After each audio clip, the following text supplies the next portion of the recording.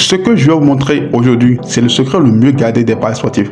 C'est une technique mathématique garantie qui vous assure de gagner de l'argent, quel que soit le résultat du match. Le pari sans risque existe et je vais vous montrer comment le faire. D'ailleurs, c'est la seule technique que les bookmakers ne veulent absolument pas que vous connaissiez.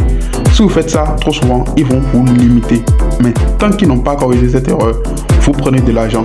On appelle ça l'arbitrage betting ou le surbet. Alors si tu es nouveau sur la chaîne, c'est déjà le moment de t'abonner, de liker la vidéo et d'activer surtout la cloche de notification pour ne pas rater nos prochaines vidéos qui sont toujours des pépites. Alors allons à l'essentiel, je vais vous voir tout ça dans les moindres détails. Et si les paris sportifs n'étaient plus du tout à fait un jeu de hasard? Est-ce que vous avez déjà posé la question? Et si les paris sportifs n'étaient plus du tout à faire de jeu de hasard? Imaginez une seconde qu'il existe une technique, un secret presque qui transforme l'incertitude de match en un profit mathématiquement certain. C'est exactement ce qu'on va décortiquer ensemble aujourd'hui.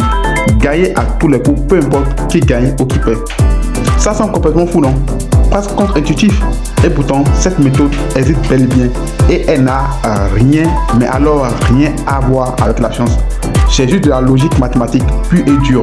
Alors cette fameuse méthode, elle porte un nom. Le pari d'arbitrage, ou le plus souvent appelé surbet. Ce n'est pas une stratégie de pari comme les autres que j'ai l'habitude de vous montrer ici. Attention, c'est plutôt l'exploitation d'une faille, on pourrait presque dire d'un bug dans le grand système des bookmakers. D'accord, mais comment cette faille apparaît-elle? Vous vous posez certainement la question, d'où est-ce que ça sort? Pour le comprendre, il faut plonger un peu dans les coulisses, voir comment les bookmakers fonctionnent, surtout là où leur système a ses petites limites. En fait, tout le secret est là. Il y en a des centaines de sites de paris en ligne, Winmars, OneSbet, Betclic, etc. Et tout ajuste leur code en permanence en temps réel. Le truc, c'est qu'ils ne sont jamais au grand jamais parfaitement synchronisés. Et c'est justement dans ce petit décalage qui dure parfois quelques secondes à peine que l'opportunité d'un surbet se crée. Prenez l'exemple tout simple, un match de tennis. Le bookmaker A, pour attirer les parieurs, va peut-être offrir une cote super attractive sur le joueur 1. Au même moment, le bookmaker B fait exactement la même chose mais sur le joueur 2. Eux, ils pensent juste à leur business, mais sans le savoir, ils viennent de nous ouvrir une porte en or pour un profit garanti. Bon, maintenant qu'on a repéré l'opportunité, il nous faut un outil pour vérifier de manière mathématique et certaine qu'on a bien un surbet entre les mains. Et cet outil, c'est une formule. Elle a l'air tout simple, mais elle est redoutablement efficace. La voilà, la clé du mystère. C'est aussi simple que ça. On prend 1, on le divise par la cote du premier résultat. On fait pareil pour le deuxième résultat. On additionne les deux. Si le total est inférieur à 1, eh bien, bingo, c'est une surbet. C'est la seule et unique règle à retenir. La théorie, c'est bien beau. Vous me connaissez, mais voyons ce que ça donne dans la vraie vie. On va prendre un cas concret pour voir comment appliquer cette formule. Alors imaginons. Après quelques recherches, on a trouvé ces cotes pour un match. Le bookmaker A nous offre une cote de 2,10 pour le joueur 1 et le bookmaker B lui offre exactement la même cote de 10 mais pour le joueur 2. Parfait. Maintenant, on sort la formule. Allez, on fait le calcul ensemble. 1 divisé par 2,10 plus encore une fois 1 divisé par 2,10, ce qui nous donne le résultat de 0,95. Et voilà. Ce chiffre est la preuve mathématique irréfutable qu'on vient de dénicher un surbet. Et comme 0,95 est bel et bien inférieur à 1, ça nous garantit une chose. Si on parie de la bonne manière sur les deux joueurs, chez ces deux bookmakers, on va faire un profit. Peu importe, mais alors peu importe qui va gagner le match. Ok, identifier un surbet, c'est la première étape. On l'a fait. Mais la deuxième, qui est tout aussi importante, c'est de savoir comment placer ses mises.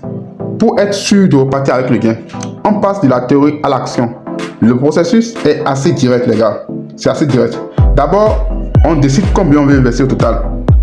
Disons 100 €. Ensuite, et ça c'est le point crucial, on calcule comment répartir ces 100 € entre les deux parties. Et enfin, on place les deux paris si possible en même temps. L'erreur de débutant, ce serait de se dire, allez, 50 € sur l'un et 50 sur l'autre. Surtout pas ça.